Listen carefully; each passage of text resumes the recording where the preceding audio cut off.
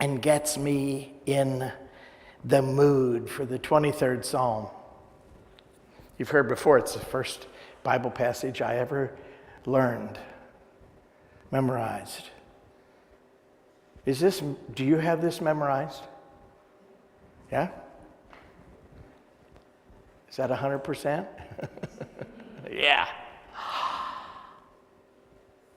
And today maybe is a little help in knowing why you might want to do that. Sometimes it's called the Shepherd Psalm. That's interesting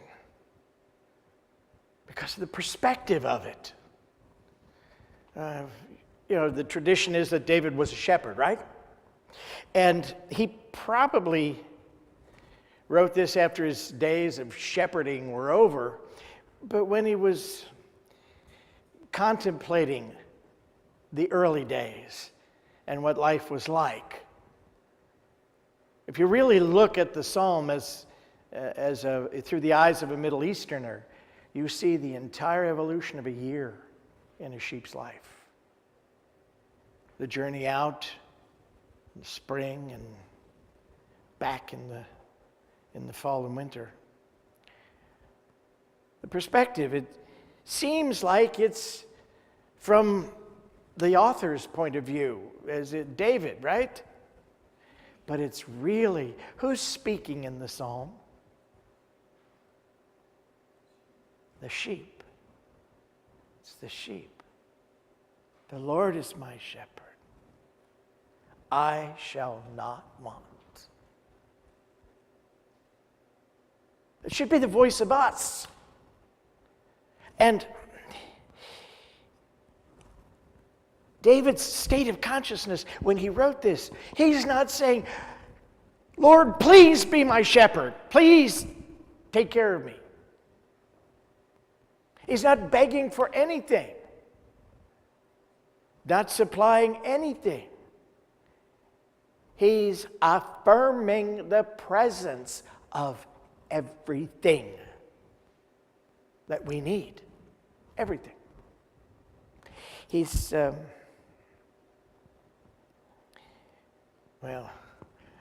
you can imagine that valley of the shadow of death. Have you been there?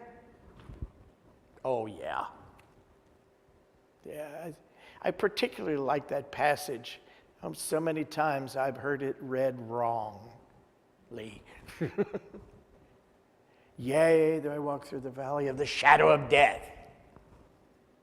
As if it's all about the shadow of death. But the word that's important is through. That there is an other side. That you will and can overcome. Listen to the difference. Yea, though I walk through the valley of the shadow of death, I will fear no evil. Yea, though I walk through the valley of the shadow of death, I will fear no evil. The difference in the consciousness of knowing. Jesus said, remember the great bumper sticker we saw on a bunch of cars? In life you have tribulation. You know what the bumper sticker was, right? Stuff happens. In life you have tribulation. That can be one of those valleys of the shadow of death. But this is even more than a challenge. Valley of the shadow of death. Have you not had an experience where you're thinking, God, this will kill me. I won't survive this. How many people do you think when the stock market crash hit in 29 said, I can't survive this? When an influenza epidemic hit this country, we won't survive. How many thought when the trade towers came down, we can't survive this? When everything seems to fall out, the bottom seems to fall out of some area of your life. Boy, it's a valley. I mean, it's not up on the hill where you have bright sunshine and beautiful vistas, and the high mountain or hill would be a high place in consciousness. No, when we get pulled down into the darkness of fear and error belief, into the darkness of appearances. I love that line. I really do. It's my favorite. I always read the 23rd Psalm at funerals, and I like to make it personal. Speaking the name of the person who has passed, the Lord is your shepherd. You shall not want. And boy, when I get to this line, yea, though I walk through, I just want them to hear that there is another side. David, what a piece of brilliant work. He's not begging for guidance. He's not begging for anything.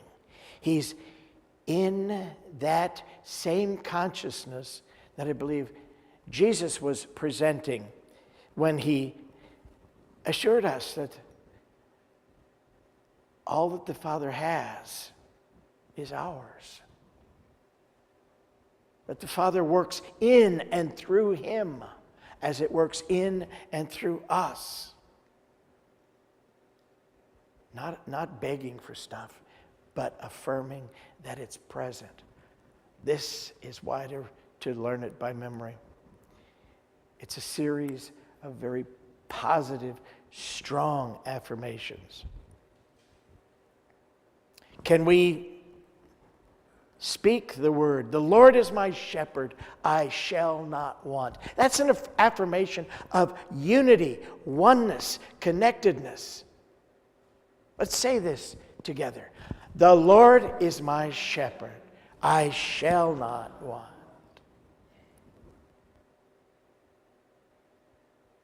Emmett Fox wrote a little piece. He used to do what he called Sparks of Truth, and they were couple little paragraphs on the back of his Sunday bulletins. And one of them that he wrote was, the Lord is your shepherd, not your bellhop. Meaning, God's law, divine law, principle functions the same way always. And it is for us to work with it, not to demand that it do this and do that, contrary to how it usually works. We cooperate with that power. We connect to that power and let it work through us. The Lord is my shepherd. When the sheep is saying that, he is saying, this is the power that protects me. It is the power, it is the intelligence that guides me. It is the love that sustains me.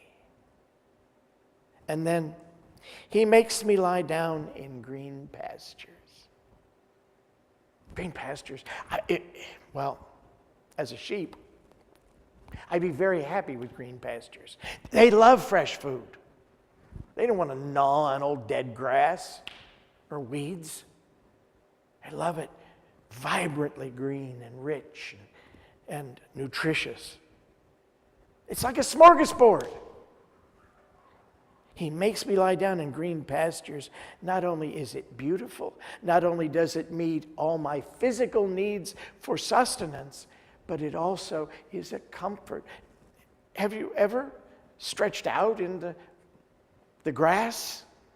Have you ever gone out in your yard and removed your shoes and socks and stood in the grass in the daylight and grounded yourself and felt that sense of all's right? It's a wonderful thing. This is an affirmation of abundance. Green pastures, everything's there I need. He restores my soul. Would you like your soul restored? Have you ever felt like your soul was in shreds? Going a whole bunch of different directions and you didn't know which way to go? A whole bunch of negative things coming up and you don't know what to do with them? He restores my soul. Healing. Healing in consciousness. which is the first step to healing in life, healing in physicality.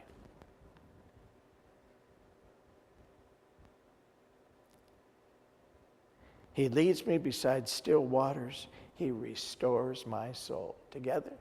He leads me beside still waters. He restores my soul. Do you mean it? Can you have faith in this? Can you speak these affirmations with the assurance that the power is there and it is working for you and through you to bring about what is the highest and the best? And then my favorite line, even though I walk through the valley of the shadow of death, I will fear no evil. Together? Even though I walk through the valley of the shadow of death, I will fear no evil. The sheep is speaking with confidence. The sheep is confident that the shepherd will get him where they're going safely, will protect him from predators. When I said this little guy was out late last night and he was at one of the brew houses, the shepherds at night will go over each sheep, touch each one, feeling for insects, and check to make sure that they're healthy. And maybe if they're a little under the weather, give them a little drink of something reviving, a little wine, a little refreshment. The sheep knows. I fear no evil. There's nothing to fear when God is here, right? And when is God here? And where is God? Okay. It's right there. Oh, and when I walk through the valley, this is walking through the experiences in life. So this part of this verse is about the experiences we have in life. That Spirit of God in us is greater than any experience that comes to us, that we face as we walk our path through our lives. For thou art with me. God is where? Everywhere. Omnipresence. It's a reminder that God is at all points. And no matter what seems to be going on around or within me, God is here, right where I am. And it's for me to become firm in the idea that I am not alone. And it is not my power, it is God's power that carries me through whatever valley. Omnipresence. Thy rod and thy staff, they comfort me. Well, it's instruction. God guides me, but teaches me. They use the rod and the staff to help guide and direct the sheep. If they're going in the wrong direction, they can direct them back. So they're teaching the sheep. And we, when we are open, receptive, are taught ourselves by that one mind, that one power, that one intelligence. When we're open and receptive,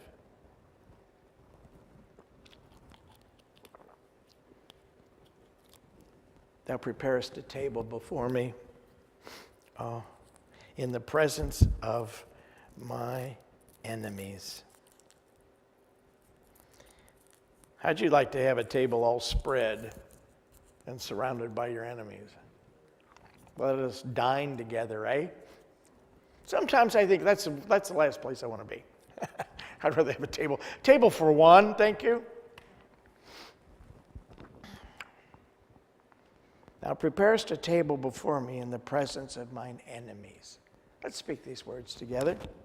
Thou preparest a table before me in the presence of my enemies. You'll forgive me. I tend to run back to King James because that's the version I first learned. And that's the one I do like the best. I like the formal language. So I throw in a thine or thou and mine and mine enemies. To say this, to make this affirmation, I trust.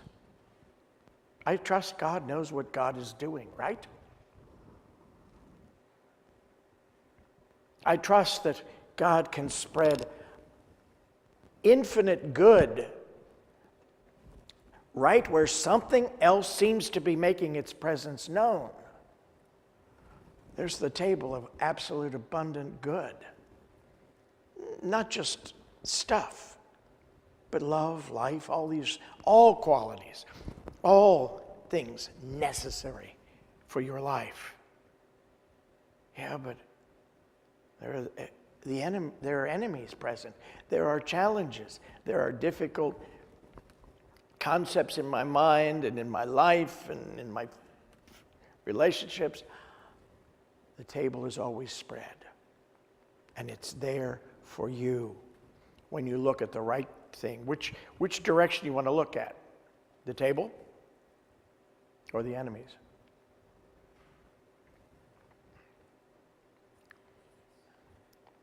I have had that experience in life where there was a lot of good stretched out in front of me. And there was an individual who was, I'm going to try to be kind. Well, who was somewhat of a thorn in my side or some other part,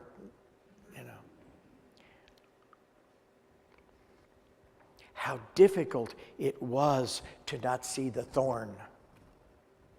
How difficult it was to see the good that was spread around and focus on the negative. Focus on the painful part or the difficulty or the challenge. Once again, I'm reminded of that quotation of Jesus from John 23:22. What is that to thee? Follow thou me. Where are you going to put your attention, your awareness? The table or the enemies? What's outside of you or what's before you? I take the good that's before me. Thou anointest my head with oil. Have you had your head anointed with oil ever? No? Mm-hmm. Yeah. It's done at baptism in traditional church. It's done in traditional churches for healing.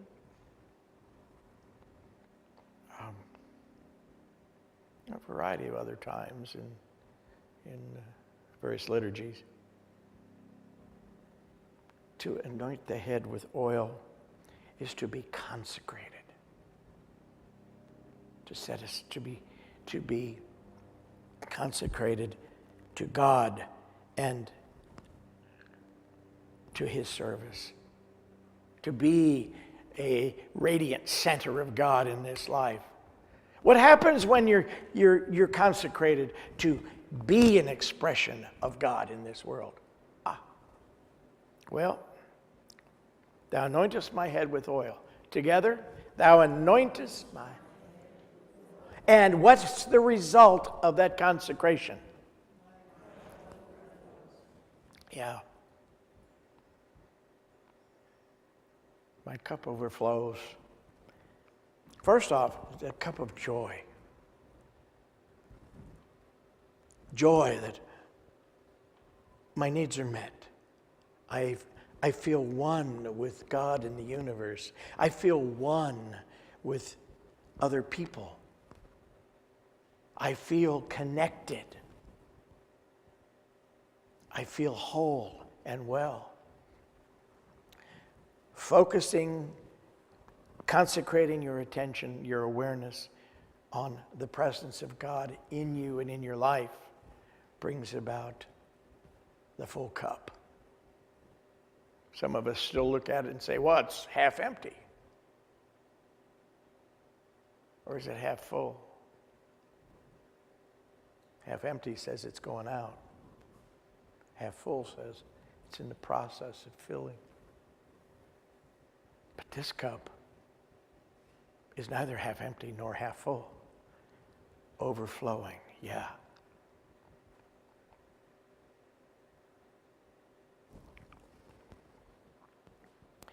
Surely goodness and mercy shall follow me all the days of my life.